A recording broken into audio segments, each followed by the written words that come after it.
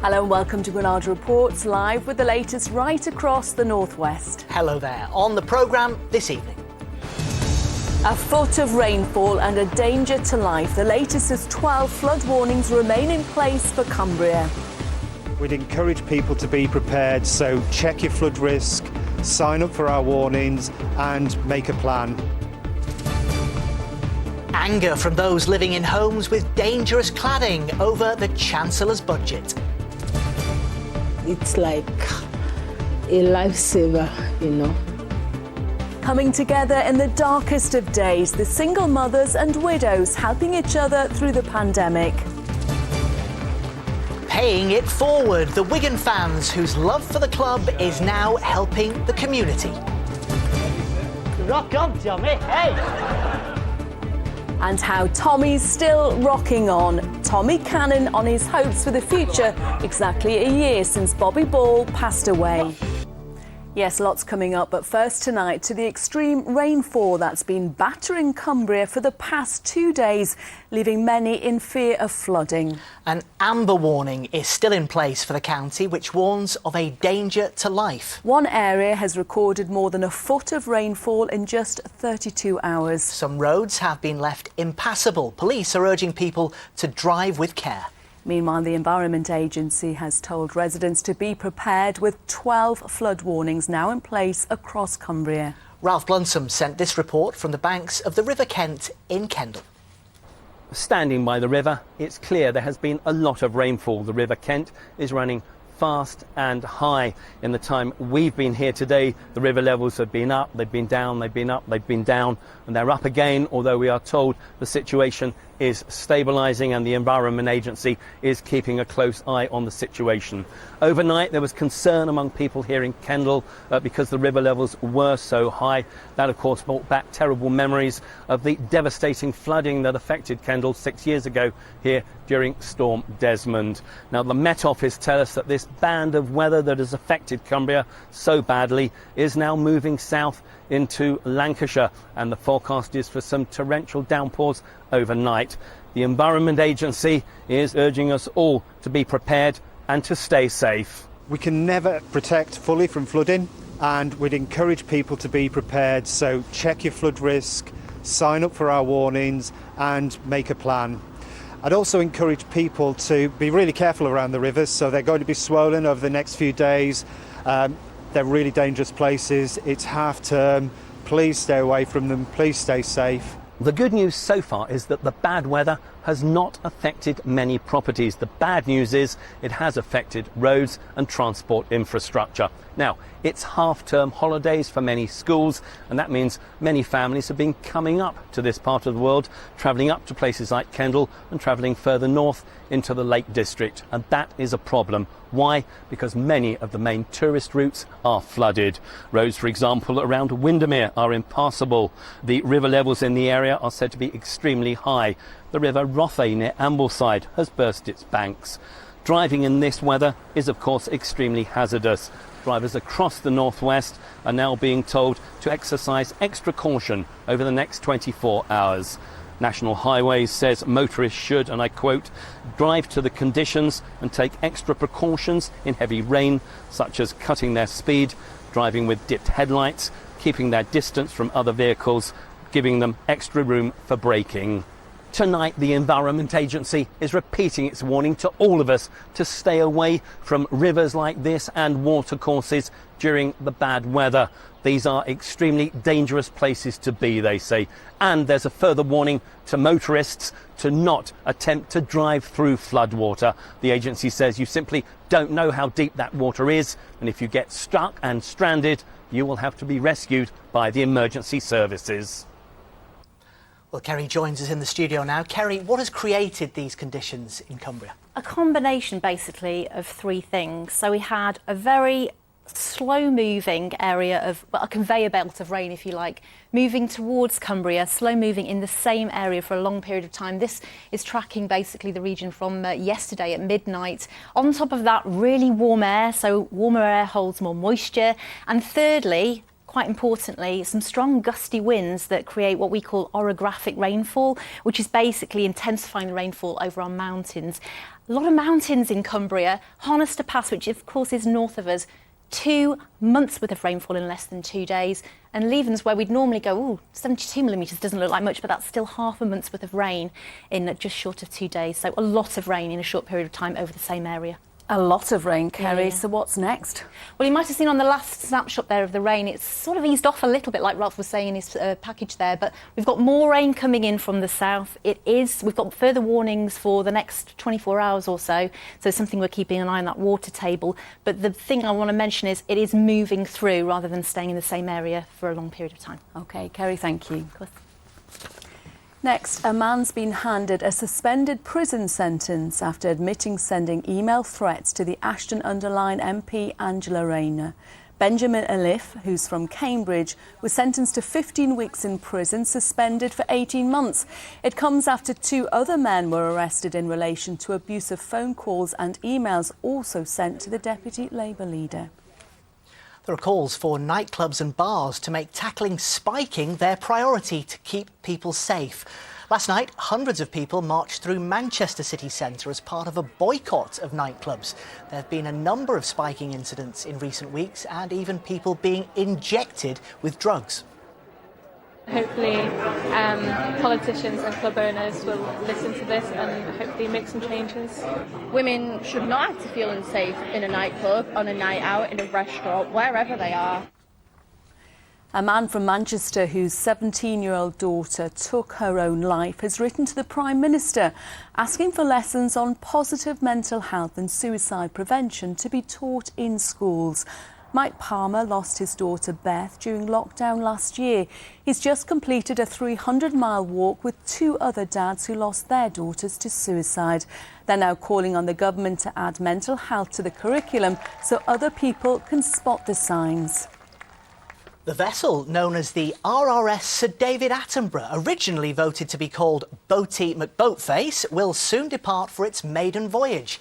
It's currently docked in Greenwich on display to the public before its first trip to Antarctica next month. The polar research ship was built at Camel Laird in Birkenhead. It'll always be Boaty McBoatface. Always. Always. It's a great Sorry, day. Sir David, but it will. OK, today's session of the Manchester Arena bombing inquiry has been hearing more from the head of counter-terrorism police in the northwest. From next week, the inquiry will sit behind closed doors, hearing evidence from MI5 officers for reasons of national security. Tim Scott has been following proceedings for us and joins us live from the newsroom. Tim.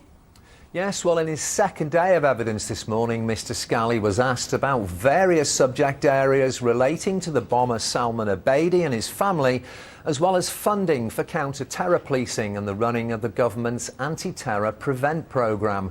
QC for the families, John Cooper, asked Mr Scally about the government's terror threat assessment and just how useful it is. He said government reports have found that these threat levels have little practical effect and can often be misunderstood by the public.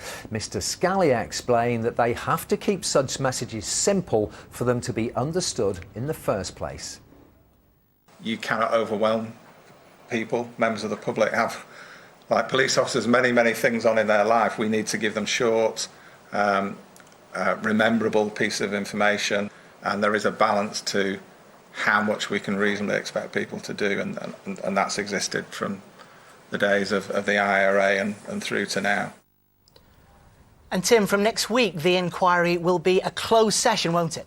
Yes, Mike, from next week we'll have 3 weeks of closed hearings where neither the public or the families who lost loved ones or their own legal teams will be able to hear what's happening. This is in the interests of national security, and witnesses will include MI5 officers who'll be asked about their decision-making in relation to information they received in the months before the attack. There'll also be 10 counter-terror police appearing as witnesses as well. Now, there has been some disquiet about the need for these closed hearings, but today, counsel to the inquiry, Paul Greeny, gave assurances they would be conducted properly and fairly. We acknowledge, moreover, that there will be some who are sceptical about the need for a closed hearing at all. We assure everyone, without fear or favour, ask the questions we consider need to be asked of the witnesses, and we will follow the evidence wherever it leads. The inquiry was also told that any information deemed not to be a risk to national security will be made public. So 3 weeks of these closed hearings to come. The next open session of the inquiry will take place on the 22nd of November. OK, Tim, thank you. Next tonight, to the anger from those who continue to live with the fear and uncertainty over dangerous cladding. Today, campaigners have criticised the government's announcement of a £5 billion pot to remove dangerous materials from the highest risk buildings. It came during Chancellor Rishi Sunak's budget yesterday. Today, he was in the northwest paying a visit to Bury Market to mark the government's levelling up agenda. He's promised to raise the money by taxing the most profitable developers from April next year. But those who live in the affected buildings say it's not new money and it won't be enough to help. Well, earlier I spoke to Giles Grover from the Manchester Gladiators Group and Helen Rowe from Runcorn, who are both stuck in apartments they can't sell. We're as furious as we have been for some months now, really, with the failure of the government to really get a grip of this crisis. I think it's the fourth time that £5 billion has been announced. As expected, as usual, they keep trying to rehash the old announcements, pretending they're going to help us, but we're all still stuck in the same position, really. And your building in Manchester is surrounded by scaffolding, waiting for the cladding to be removed. Without help from the Chancellor, what can you do? Is there a way out of this? We're not sure, really. We were told initially the cost will be about £40,000 per individual flat leaseholder. We've got some help, but we've still got to find another £20,000. I've already paid about £6,000, £7,000, £8,000 towards initial costs and then insurance. And Helen, you have outgrown your apartment in Runcorn. You've got 2 young children desperate to move. Your reaction to this promise of help that isn't new money? We're in a position where we're in a building under 18 metres. There is no funding for us whatsoever, and there is no plan to give us anything there to assist us with the costs that we will be facing to remediate this building. Now, you are in a building surrounded by others. Some of them are taller and they are getting help. In terms of fairness, does that make the situation even more difficult for you to deal with? Yeah, it's hugely frustrating. We're on a development of 6 buildings. 3 are slightly over 18 metres and have qualified for the Building Safety Fund. 3 are under, one of which we reside in, and there is no help available for us. So it's very frustrating. And what does this limbo mean for both of you? And we do know developers have received millions from government subsidies and they're big donors to the Conservative Party. The future's incredibly uncertain. We cannot make plans like anybody else can make plans to move and to plan for our life and our children's future. There is no help and there's no projection of help with that. So we're in this constant limbo that we can't do anything, we can't move. There have been 7 housing secretaries in 7 years. Michael Gove is the latest. He has a reputation of getting things done. Does that give you any hope? We've got a little bit more faith than we had when Robert Jenrick was around. We know that Michael Gove has a reputation as a problem solver. Boris Johnson has given him a mandate to fix this problem for once and for all. After 4.5 years after the Grenfell tragedy, I think he owes us a solution, really, that actually protects us. And Helen, just briefly, your message to Michael Gove? You know, this crisis is not going away. There are thousands of people that are desperate to move on with things, and we really, really need assistance. OK, well, Giles and Helen, thank you for talking to us tonight. Thank you. Thank you.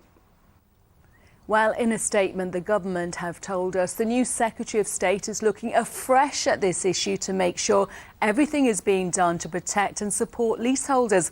And further details will be set out in due course. OK, still to come on the programme. He's up there and I know what he's doing. He's looking down and he's laughing his head off. Tommy Cannon tells us what's pushing life along for him after the loss of his partner, Bobby Ball. And as we head into the final few days of October and the last weekend of the month, I'll have more information on that weather warning and all the rainfall across the northwest over the coming few days. Now, living alongside COVID has affected each and every one of our lives, but for those who lack a wide support network or don't speak English as a first language, the last year have thrown up its own unique challenges. Tonight, as part of our celebrations to mark Black History Month, we hear from Wonderfully Made Woman, the charity that's been helping widows and single mothers from Manchester's African communities through the toughest of times. Emma Sweeney reports. So today we've got the hot chilies. Oh. The arrival of staple supplies intended for those most in need. By now an all too familiar sight up and down the country, but this is a food bank with a difference. This is an African food bank for single mothers and widows in Greater Manchester. Most of the women are women who cannot work. They're not entitled to work. Some can work, but they can only work part-time because of childcare. Some are asylum seekers, and some because of language barrier cannot really work at the moment. When we realized during our Zoom hangouts that the women were not really happy because the food they were getting from other food banks were not food that they're used to.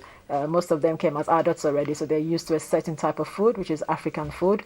But this food is expensive to buy in shops, so we had to make sure that we provide this food to them to make them happy and eat with their family. The team here began their food aid programme at the start of the pandemic, even going as far as delivering items to those in isolation. At first, they reached a handful of families. Now dozens are relying on their support each week, with that number expected to grow over the coming months.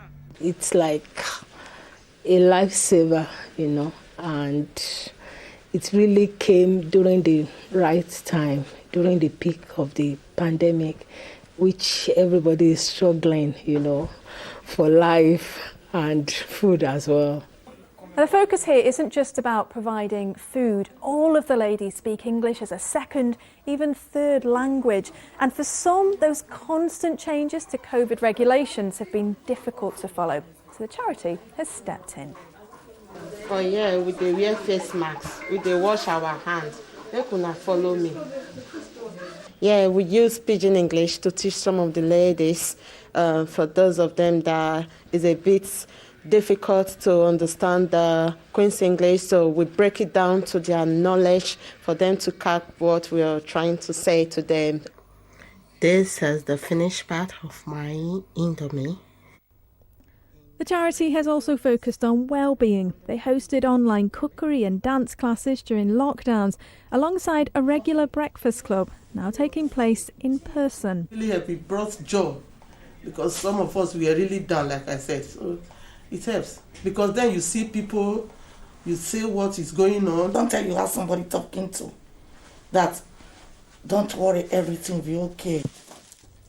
This is a charity that's created a community, one where everybody helps each other through the toughest of times. Emma Sweeney, ITV News, Manchester. Well, next tonight, how the generosity of football supporters is now benefiting a community. Yes, last year, Wigan Athletic Football Club were on the verge of going out of business, but supporters dug deep into their pockets and have raised an incredible £150,000 to help the club finish the season. Well, when Wigan were finally sold earlier this year, administrators returned the money, and now it is making a huge difference in the town, as Andrew Fletcher reports.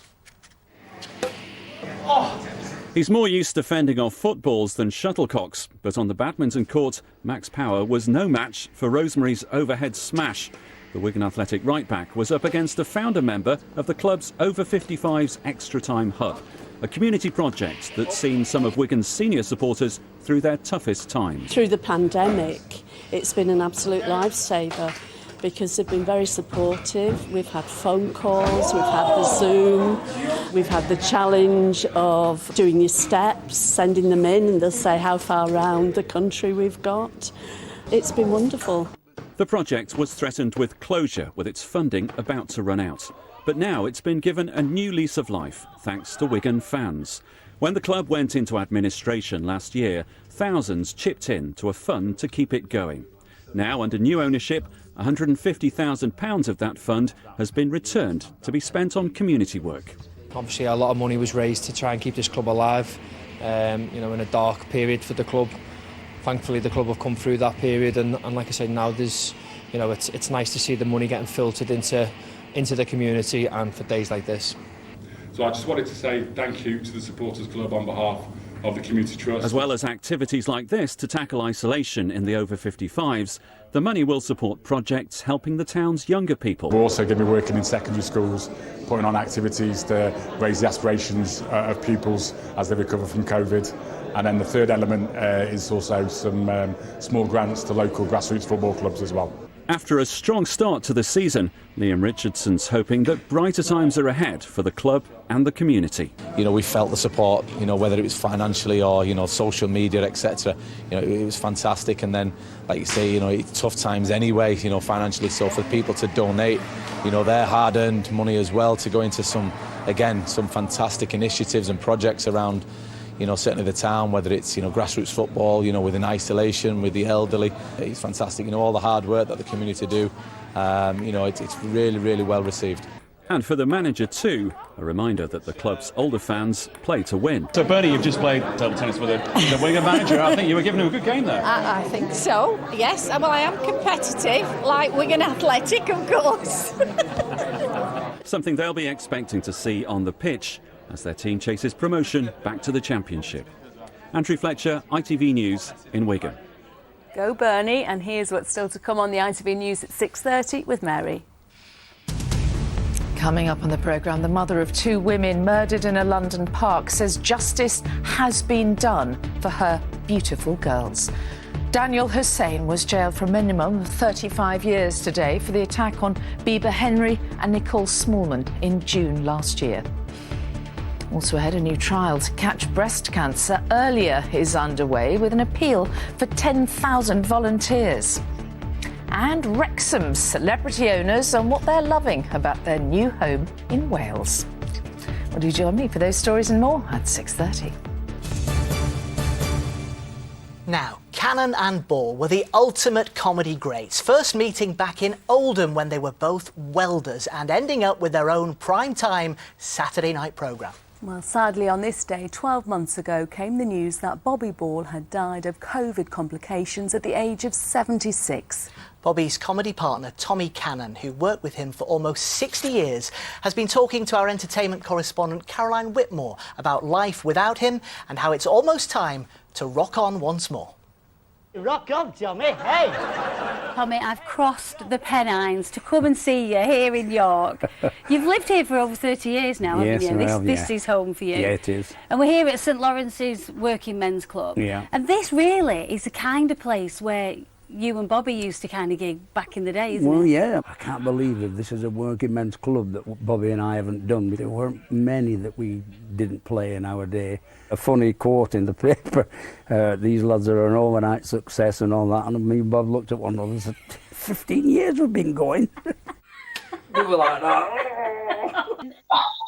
I just can't believe he's not here. The last time we saw each other was over Skype. This day, 12 months ago. Yeah. How was that for you, and how has the last year been, since his death? It's not been easy. I just couldn't cope with it. My head wasn't in the right place. I suddenly started thinking about Bob every time I woke up. When I went to bed, I kept thinking about Bob. Blimey, he's gone. It's 12 months since he passed away. He passed away so quick. I couldn't go and visit him because of COVID. I couldn't put my arm around his shoulder and say, hey, pal, come on. It just ripped me apart. I didn't break down and cry until I was in the church. And all of a sudden, this awful feeling came over to me that I'm not going to see him anymore. And I just broke down. After all these years? This particular night, he came on and he went, "Pooh, rock on, Tommy."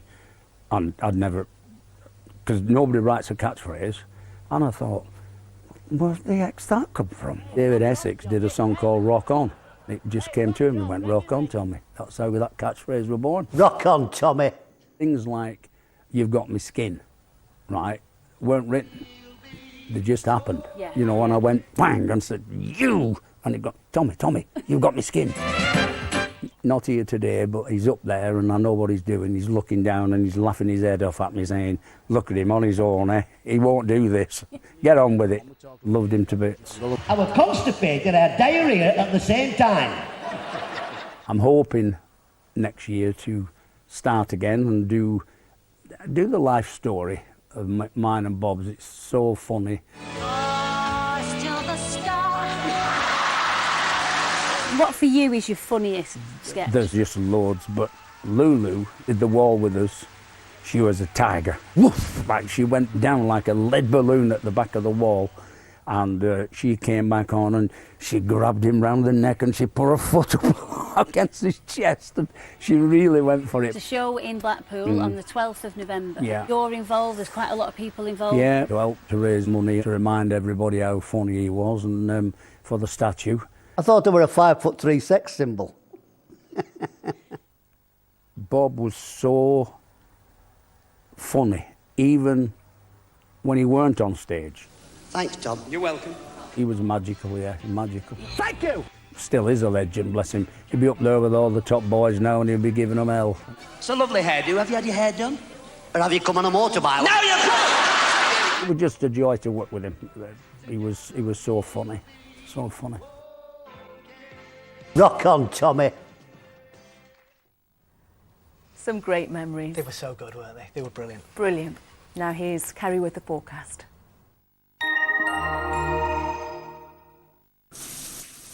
Ooh, I love a hot shower, me. And a minute shorter than usual. What a legend. United Utilities sponsors ITV Granada weather.